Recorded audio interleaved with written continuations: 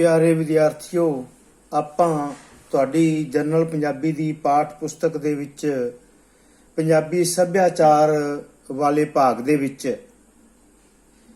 ਤੁਹਾਡਾ ਦੂਸਰਾ ਚੈਪਟਰ ਦੂਸਰਾ ਪਾਠ ਉਸ ਦਾ ਅਧਿਐਨ ਕਰ ਰਹੇ ਸੀ।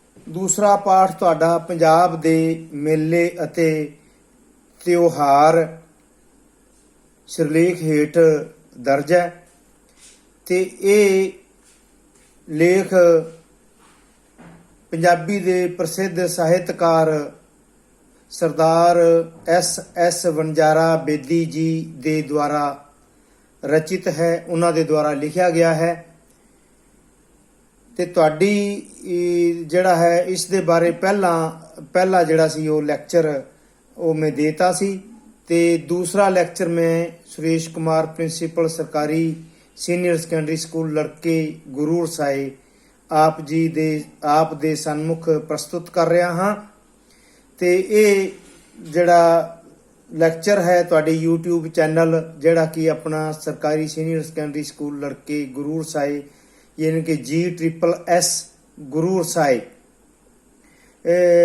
ਤੇ ਜਿਹੜਾ ਹੈ ਉਹ ਇੱਥੇ ਤੁਸੀਂ ਸਰਚ ਮਾਰੋ, ਇਸ ਤੇ ਤੁਹਾਨੂੰ ਉਪਲਬਧ ਹੋਏਗਾ। ਤੇ ਅੱਗੇ ਮੈਂ ਕੰਟੀਨਿਊ ਕਰ ਰਿਹਾ ਕਿ ਕੱਲ ਮੈਂ ਤੁਹਾਨੂੰ ਦੱਸਿਆ ਸੀ ਕਿ ਹੋਲੀ ਦਾ ਤਿਉਹਾਰ ਜਿਹੜਾ ਹੈ ਉਹ ਫੱਗਣ ਦੇ ਮਹੀਨੇ ਦੇ ਵਿੱਚ ਮਨਾਇਆ ਜਾਂਦਾ ਹੈ ਤੇ ਬਸੰਤ ਰੁੱਤ ਜਿਹੜੀ ਇਸ ਵੇਲੇ ਜੋਬਨ ਤੇ ਹੁੰਦੀ ਹੈ ਤੇ ਚਾਰੇ ਪਾਸੇ ਜਿਹੜੀ ਹੈ ਪ੍ਰਕਿਰਤੀ ਆਪਣਾ ਵਿਸ਼ੇਸ਼ ਤਰ੍ਹਾਂ ਦਾ ਹਾਰ ਸ਼ਿੰਗਾਰ ਕਰਕੇ ਜਿਹੜੀ ਖੜੀ ਹੁੰਦੀ ਹੈ। ਹਰ ਪਾਸੇ ਇਹ ਜਿਹੜਾ ਰੰਗ ਬਰੰਗੇ ਫੁੱਲ ਤੇ ਪ੍ਰਕਿਰਤੀ ਦੀ ਸੁੰਦਰਤਾ ਜਿਹੜੀ ਹੈ ਜੋਬਨ ਤੇ ਹੁੰਦੀ ਹੈ ਤੇ ਇਹ ਮੈਂ ਤੁਹਾਨੂੰ ਇਸ ਲੇਖ ਬਾਰੇ ਦੱਸਿਆ ਸੀ, ਇਸ ਤਿਉਹਾਰ ਬਾਰੇ ਦੱਸਿਆ ਸੀ ਕਿ ਇਹ ਇਸ ਦਾ ਜਿਹੜਾ ਸੰਬੰਧ ਹੈ ਉਹ ਪ੍ਰਾਚੀਨ ਜਿਹੜਾ ਹੈ ਸਮੇਂ ਦੇ ਨਾਲ ਵੀ ਹੈ ਤੇ ਇਹ ਅੱਗੇ ਜਿਹੜਾ ਮੈਂ ਤੁਹਾਨੂੰ ਜਿਹੜਾ ਹੈ ਦੱਸਣ ਜਾ ਰਿਹਾ, ਅੱਗੇ ਕੰਟੀਨਿਊ ਕਰ ਰਿਹਾ ਵੀ ਗੁਰੂ ਗੋਬਿੰਦ ਸਿੰਘ ਜੀ ਨੇ ਇਸ ਪੂਰਬ ਨੂੰ ਯਾਨੀ ਕਿ ਹੋਲੀ ਦੇ ਪੂਰਬ ਨੂੰ ਪੰਜਾਬੀਆਂ ਦੀਆਂ ਵੀਰ ਭਾਵਨਾਵਾਂ ਨੂੰ ਪ੍ਰਜਵਲਿਤ ਦਾ ਮਤਲਬ ਹੁੰਦਾ ਉਜਾਗਰ ਕਰਨ ਦੇ ਲਈ ਨਵੀਂ ਦਿਸ਼ਾ ਦਿੱਤੀ। ਉਹ ਹੋਲੀ ਵਾਲੇ ਦਿਨ ਆਨੰਦਪੁਰ ਸਾਹਿਬ ਦੇ ਵਿੱਚ ਇੱਕ ਦਰਬਾਰ ਸਜਾਇਆ ਕਰਦੇ ਸਨ ਤੇ ਜਿਸ ਵਿੱਚ ਸੂਰਮੇ ਇਕੱਠੇ ਹੋ ਕੇ ਸ਼ਸਤਰਾਂ ਯਾਨੀ ਕਿ ਹਥਿਆਰਾਂ ਦੇ ਕਰਤੱਵ ਦਿਖਾਉਂਦੇ ਸਨ ਅਤੇ ਗੁਰੂ ਜੀ ਸਿਰ ਕੱਢ ਮਤਲਬ ਹੁੰਦਾ ਜਿਹੜੇ ਮਤਲਬ ਕਿ ਵਿਸ਼ੇਸ਼ ਜਿਹੜੇ ਵਿਲੱਖਣ ਗੁਣਾਂ ਦੇ ਧਾਰਨੀ ਹੋਣ ਦੇ ਸਾਰਿਆਂ ਦੇ ਵਿੱਚੋਂ ਜਿਹੜਾ ਹੈ ਉਹ ਵਿਸ਼ੇਸ਼ ਵਿਲੱਖਣਤਾ ਰੱਖਦੇ ਹੋਣ ਸੂਰਮਿਆਂ ਨੂੰ ਇਨਾਮ ਤੇ ਸਨਮਾਨ ਜਿਹੜਾ ਹੈ ਦਿੱਤਾ ਕਰਦੇ ਸਨ। ਹੁਣ ਵੀ ਹੋਲੇ ਮਹੱਲੇ ਨੂੰ ਆਨੰਦਪੁਰ ਦੇ ਵਿੱਚ ਭਾਰੀ ਮੇਲਾ ਲੱਗਦਾ ਹੈ, ਆਨੰਦਪੁਰ ਸਾਹਿਬ ਦੇ ਵਿੱਚ ਭਾਰੀ ਮੇਲਾ ਲੱਗਦਾ ਹੈ। ਸਾਵਣ ਦੀ ਰੁੱਤ ਦਾ ਆਪਣਾ ਸਵਾਦ ਹੈ ਤੇ ਇਸ ਸੁਹਾਵਣੀ ਰੁੱਤੇ ਤੀਆਂ ਦੇ ਮੌਸਮੀ ਮੇਲੇ ਲੱਗਦੇ ਹਨ। ਨਵੀਆਂ ਵਿਆਹੀਆਂ ਵਰੀਆਂ ਕੁੜੀਆਂ ਇਸ ਤਿੱਥ ਦੀ ਉਡੀਕ ਜਿਹੜੀ ਉਹ ਖਾਸ ਉਤਸੁਕਤਾ ਦੇ ਨਾਲ ਕਰਦੀਆਂ ਹਨ। ਤੀਆਂ ਦਾ ਮੇਲਾ ਹਰ ਪਿੰਡ ਦੇ ਵਿੱਚ ਲੱਗਦਾ ਹੈ। ਜੇ ਹੋਰ ਕੁਝ ਨਹੀਂ ਤਾਂ ਪਿੰਡ ਦੀਆਂ ਕੁੜੀਆਂ ਪਿੱਪਲਾਂ ਹੇਠਾਂ ਪਿੰਗਾਂ ਪਾ ਕੇ ਝੂਟਦੀਆਂ ਤੇ ਤੀਆਂ ਦੇ ਗੀਤ ਗਾਉਂਦੀਆਂ ਮੇਲੇ ਰਚਾ ਲੈਂਦੀਆਂ ਹਨ। ਅੱਗੇ ਹੈ ਪੰਜਾਬ ਦੇ ਕੁਝ ਮੇਲੇ ਪ੍ਰਾਚੀਨ ਕਾਲ ਤੋਂ ਚੱਲੀ ਆ ਰਹੀ ਸਰਪ ਪੂਜਾ ਦੀ ਦੇਣ ਹਨ। ਸਰਪ ਪੂਜਾ ਯਾਨੀ ਕਿ ਸੱਪ ਦੀ ਪੂਜਾ, ਸੱਪ ਨੂੰ ਕਿਹਾ ਜਾਂਦਾ ਹੈ। ਪੁਰਾਣ ਕਥਾਵਾਂ ਅਨੁਸਾਰ ਧਰਤੀ ਸ਼ੇਸ਼ਨਾਗ ਦੇ ਫਨਾਂ ਉੱਤੇ ਖੜੀ ਹੈ। ਪਰਲੋ ਵੇਲੇ ਵਿਸ਼ਨੂੰ ਭਗਵਾਨ ਸ਼ੇਸ਼ਨਾਗ ਦੀ ਸੇਜ ਉੱਤੇ ਹੀ ਨਿਵਾਸ ਕਰਦੇ ਹਨ ਅਤੇ ਸ਼ੇਸ਼ਨਾਗ ਆਪਣੇ 1000 ਫਨਾਂ ਨਾਲ ਵਿਸ਼ਨੂੰ ਦੇ ਸਿਰ ਉੱਤੇ ਛਤਰ ਵਾਂਗ ਝੂਲਦਾ ਰਹਿੰਦਾ ਹੈ। ਆਦ ਮਨੁੱਖ ਦਾ ਵਿਸ਼ਵਾਸ ਸੀ ਕਿ ਸ਼ੇਸ਼ਨਾਗ ਭੋਇੰ ਜ਼ਮੀਨ ਦੀ ਉਤਪਾਦਿਕਤਾ ਯਾਨੀ ਕਿ ਇਸ ਦੀ ਪ੍ਰੋਡਕਟਿਵਿਟੀ ਉਪਜਾਊ ਸ਼ਕਤੀ ਉੱਤੇ ਵੀ ਅਸਰ ਪਾਉਂਦਾ ਹੈ। ਅਜਿਹੇ ਸਮਿਆਂ ਦੇ ਵਿੱਚ ਕਿਸਾਨ ਪੇਲੀ ਨੂੰ ਵਾਹੁਣ ਬੀਜਣ ਤੇ ਵੱਢਣ ਤੋਂ ਪਹਿਲਾਂ ਨਾਗ ਪੂਜਾ ਕਰਦਾ ਸੀ ਅਤੇ ਇੰਨੀ ਦਿਨੀ ਖੇਤਾਂ ਦੇ ਨੇੜੇ ਮੇਲੇ ਵੀ ਲੱਗਿਆ ਕਰਦੇ ਸਨ ਜਿਨ੍ਹਾਂ ਵਿੱਚੋਂ ਨਾਗ ਦੇਵਤੇ ਦੀ ਉਚੇਚੀ ਪੂਜਾ ਕੀਤੀ ਜਾਂਦੀ ਸੀ ਤੇ ਇਹਨਾਂ ਮੇਲਿਆਂ ਨੂੰ ਨਾਗ ਮਾਹਾਂ ਵੀ ਕਿਹਾ ਜਾਂਦਾ ਸੀ। ਅੱਗੇ ਬੇਟਾ ਆਪਾਂ ਕਰਾਂਗੇ ਗੁੱਗੇ ਨਾਲ ਸੰਬੰਧਿਤ ਮੇਲੇ। ਵਰਖਾ ਰੁੱਤ ਦੇ ਕੁਝ ਮੇਲੇ ਗੁੱਗੇ ਨਾਲ ਸੰਬੰਧਿਤ ਹਨ। ਗੁੱਗੇ ਦੀ ਪੂਜਾ ਅਸਲ ਵਿੱਚ ਸਰਪ ਪੂਜਾ ਦਾ ਹੀ ਵਧੇਰੇ ਸੁਧਰਿਆ ਰੂਪ ਹੈ। ਗੁੱਗਾ ਸ਼ਬਦ ਉਸ ਸੱਪ ਦਾ ਵਾਚਕ ਹੈ ਜੋ ਰੂਪ ਬਦਲ ਕੇ ਮਨੁੱਖੀ ਜਾਮਾ ਯਾਨੀ ਕਿ ਮਨੁੱਖੀ ਸਰੀਰ ਧਾਰਨ ਕਰ ਸਕੇ। ਇਹਨੂੰ ਇੱਛਾਧਾਰੀ ਵੀ ਕਿਹਾ ਜਾਂਦਾ ਹੈ। ਲੋਕ ਧਾਰਾ ਅਨੁਸਾਰ ਗੁੱਗਾ ਮੂਲ ਰੂਪ ਵਿੱਚ ਸੱਪਾਂ ਦਾ ਰਾਜਾ ਸੀ ਜੋ ਮਨੁੱਖੀ ਜਾਮੇ ਯਾਨੀ ਕਿ ਮਨੁੱਖੀ ਸਰੀਰ ਦੇ ਵਿੱਚ ਸੰਸਾਰ ਵਿੱਚ ਆਇਆ ਤੇ ਜਾਪਦਾ ਹੈ ਕਿ ਗੁੱਗਾ ਕੋਈ ਰਾਜਪੂਤੀ ਯੋਧਾ ਸੀ ਜਿਸ ਨੇ ਕੁਝ ਲੜਾਈਆਂ ਆਪਣੇ ਕਬੀਲੇ ਦੇ ਲੋਕਾਂ ਨਾਲ ਲੜੀਆਂ ਅਤੇ ਕੁਝ ਬਾਹਰੋਂ ਆਏ ਮੁਸਲਮਾਨ ਧਾੜਵੀਆਂ ਹਮਲਾਵਰਾਂ ਦੇ ਨਾਲ ਲੜੀਆਂ।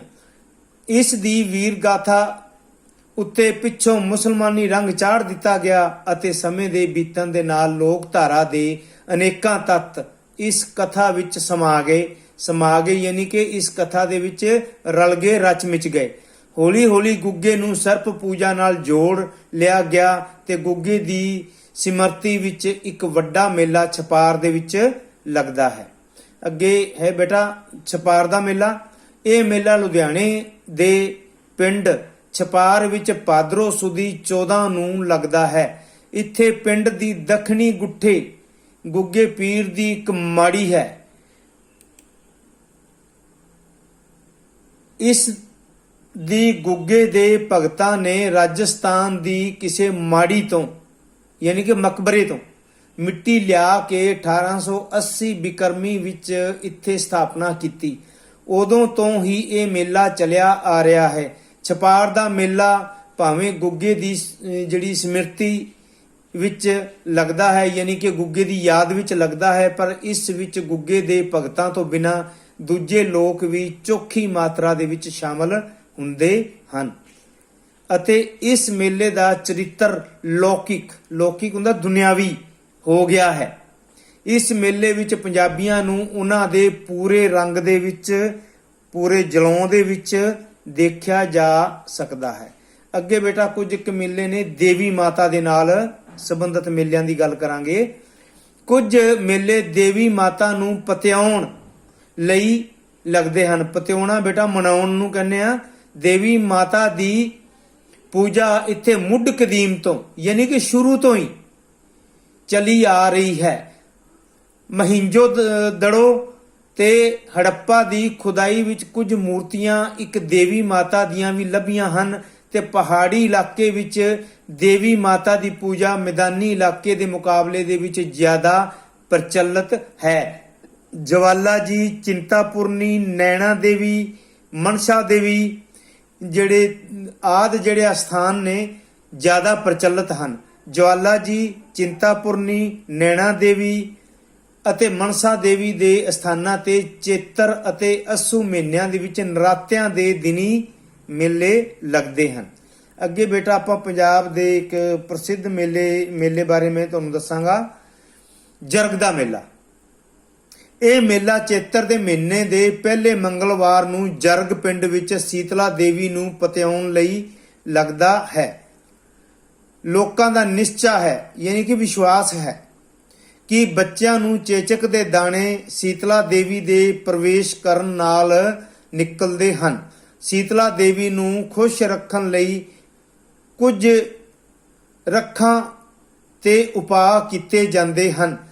ਜਿਨ੍ਹਾਂ ਮਾਵਾਂ ਦੇ ਬੱਚੇ ਅਰੋਗ ਹੋ ਜਾਂਦੇ ਹਨ ਉਹ ਉਚੇਚੇ ਤੌਰ ਤੇ ਯਾਨੀ ਕਿ ਵਿਸ਼ੇਸ਼ ਤੌਰ ਤੇ ਉੱਤੇ ਜਰਗ ਦੇ ਮੇਲੇ ਤੇ ਸੁਖਨਾ ਦੇਣ ਆਉਂਦੇ ਹਨ ਯਾਨੀ ਕਿ ਕੋਈ ਨਾ ਕੋਈ ਸੁੱਖ ਲਈ ਜਾਂਦੀ ਹੈ ਤੇ ਜਦੋਂ ਉਹਨਾਂ ਦੀ ਸੁੱਖ ਪੂਰੀ ਹੁੰਦੀ ਹੈ ਤੇ ਫਿਰ ਉੱਥੇ ਜਾ ਕੇ ਸੁਖਨਾ ਦਿੰਦੇ ਹਨ। ਜਰਗ ਦਾ ਮੇਲਾ ਇੱਕ ਟੋਭੇ ਦਿਵਾਲੇ ਲੱਗਦਾ ਹੈ। ਟੋਭਾ ਬੇਟਾ ਛੱਪੜ ਨੂੰ ਕਿਹਾ ਜਾਂਦਾ ਹੈ। ਪੁਰਾਣੇ ਸਮੇਂ ਦੇ ਵਿੱਚ ਪਿੰਡਾਂ ਦੇ ਵਿੱਚ 2-2 3-3 ਛੱਪੜ ਹੁੰਦੇ ਸਨ, ਪਰੰਤੂ ਅੱਜ ਜਿਹੜਾ ਹੈ ਉਹ ਲੋਕਾਂ ਨੇ ਇਹਨਾਂ ਥਾਵਾਂ ਦੇ ਉੱਤੇ ਨਜਾਇਜ਼ ਕਬਜ਼ਾ ਕਰਕੇ ਛੱਪੜਾਂ ਦੀ ਹੋਂਦ ਖਤਮ ਕਰਤੀ ਹੈ। ਇਹ ਛੱਪੜਾਂ ਦੇ ਵਿੱਚ ਪਾਣੀ ਇਕੱਠਾ ਹੁੰਦਾ ਸੀ ਤੇ ਪਸ਼ੂ ਵਗੈਰਾ ਆਦਿ ਨਹਾਉਣ ਤੇ ਪਾਣੀ ਪਿਆਉਣ ਲਈ ਜਿਹੜੇ ਹੈ ਉਹ ਪਸ਼ੂਆਂ ਦਾ ਵੱਗ ਜਿਹੜਾ ਉੱਥੇ ਲੋਕ ਲੈ ਜਾਂਦੇ ਸਨ। ਮਾਤਾ ਦੀ ਪੂਜਾ ਕਰਨ ਵੇਲੇ ਟੋਭੇ ਵਿੱਚੋਂ ਮਿੱਟੀ ਕੱਢ ਕੇ ਇੱਕ ਮਟੀਲਾ ਜਿਹਾ ਖੜਾ ਕਰ ਲੈਂਦੇ ਹਨ। ਮਟੀਲਾ ਯਾਨੀ ਕਿ ਇੱਕ ਛੋਟਾ ਚਬੂਤਰਾ ਜਾਂ ਗੋਲ ਗੁੰਬਦ ਜਿਹਾ ਖੜਾ ਕਰ ਲੈਂਦੇ ਹਨ ਤੇ ਇਸ ਮਟੀਲੇ ਨੂੰ ਮਾਤਾ ਦਾ ਰੂਪ ਮੰਨ ਕੇ ਪੂਜਿਆ ਜਾਂਦਾ ਹੈ ਤੇ ਭੇਂਟਾਵਾਂ ਚੜਾਈਆਂ ਜਾਂਦੀਆਂ ਹਨ। ਇਸ ਮੇਲੇ ਵਿੱਚ ਦੇਵੀ ਮਾਤਾ ਨੂੰ ਬੇੜੀਏ ਅਥਵਾ ਬੇਹੇ ਗੁਲਗੁਲੇ ਭੇਂਟ ਕੀਤੇ ਜਾਂਦੇ ਹਨ। ਇਸੇ ਤੋਂ ਇਸ ਮੇਲੇ ਨੂੰ ਬੇੜੀਏ ਦਾ ਮੇਲਾ ਵੀ ਕਿਹਾ ਜਾਣ ਲੱਗ ਪਿਆ ਹੈ। ਜਿਨ੍ਹਾਂ ਲੋਕਾਂ ਨੇ ਸੁੱਖਾਂ ਸੁਖੀਆਂ ਹੁੰਦੀਆਂ ਹਨ ਉਹਨਾਂ ਦੁਆਰਾ ਮੇਲੇ ਦੀ ਪੂਰਵ ਸੰਧਿਆ ਨੂੰ ਯਾਨੀ ਕਿ ਮੇਲੇ ਤੋਂ ਪਹਿਲੀ ਸ਼ਾਮ ਨੂੰ ਮਾਈ ਦੀ ਭੇਂਟਾਂ ਲਈ ਗੁਲਗੁਲੇ ਪਕਾ ਕੇ ਪਹਿਲਾਂ ਸੀਤਲਾ ਦੇਵੀ ਦੇ ਵਾਹਣ ਖੋਤੇ ਨੂੰ ਖਵਾਏ ਜਾਂਦੇ ਹਨ ਅਤੇ ਫਿਰ ਕੁਝ ਵੰਡੇ ਤੇ ਕੁਝ ਆਪ ਖਾਧੇ ਜਾਂਦੇ ਹਨ। ਇਸ ਮੇਲੇ ਵਿੱਚ ਖੋਤਿਆਂ ਦੀ ਬੜੀ ਕਦਰ ਕੀਤੀ ਜਾਂਦੀ ਹੈ। ਲੋਕ ਇਹਨਾਂ ਨੂੰ ਸੀਤਲਾ ਮਾਈ ਦਾ ਵਾਹਣ ਯਾਨੀ ਕਿ ਸਵਾਰੀ ਹੋਣ ਕਰਕੇ ਪੂਜਦੇ ਅਤੇ ਗੁਲਗੁਲੇ ਤੇ ਛੋਲੇ ਆਦਿ ਭੇਂਟ ਕਰਦੇ ਹਨ। ਘੁਮਿਆਰ ਆਪੋ ਆਪਣੇ ਖੋਤਿਆਂ ਨੂੰ ਚੇਚੇ ਤੌਰ ਤੇ ਸਜਾ ਸਿੰਗਾਰ ਕੇ ਲਿਆਉਂਦੇ ਹਨ। ਕਈਆਂ ਨੇ ਖੋਤਿਆਂ ਉੱਪਰ ਘੋਗਿਆਂ, ਕੋਡੀਆਂ ਤੇ ਮੋਤੀਆਂ ਨਾਲ ਜੜੀਆਂ ਵੰਨ ਸਵੰਨੀਆਂ ਝੁੱਲਾਂ ਯਾਨੀ ਕਿ ਲੜੀਆਂ ਪਾਈਆਂ ਹੁੰਦੀਆਂ ਹਨ। ਸਵੇਰੇ ਬੇਟਾ ਆਪਾਂ ਜਿਹੜਾ ਹੈ ਪੀਰਾਂ ਫਕੀਰਾਂ ਦੇ ਮੇਲੇ ਦੀ ਗੱਲ ਕਰਾਂਗੇ ਤੇ ਤੁਸੀਂ ਜਿਹੜਾ ਹੈ ਉਹ ਆਪਣੇ ਘਰਾਂ ਦੇ ਵਿੱਚ ਰਹਿ ਕੇ ਇਸ ਲੈਕਚਰ ਨੂੰ ਧਿਆਨ ਨਾਲ ਵਾਚੋ ਮੇਰੇ ਨੂੰ ਤੇ ਆਪਣੇ ਸਕੂਲ ਦੇ ਚੈਨਲ GSSS ਬॉयਜ਼ ਗੁਰੂ ਔਰ ਸਾਈ ਨੂੰ ਸਬਸਕ੍ਰਾਈਬ ਕਰੋ। ਇਸ ਚੈਨਲ ਨੂੰ ਵੱਧ ਤੋਂ ਵੱਧ ਸ਼ੇਅਰ ਕਰੋ ਤਾਂ ਜੋ ਪੰਜਾਬ ਦੇ ਸਾਰੇ ਵਿਦਿਆਰਥੀ ਜਿਹੜੇ ਨੇ ਇਸ ਕਰੋਨਾ ਵਰਗੀ ਮਹਾਮਾਰੀ ਦੇ ਵਿੱਚ ਜਿਹੜਾ ਹੈ ਇਸ ਦਾ ਫਾਇਦਾ ਉਠਾ ਸਕਣ। Stay home, be safe. Thank you very much.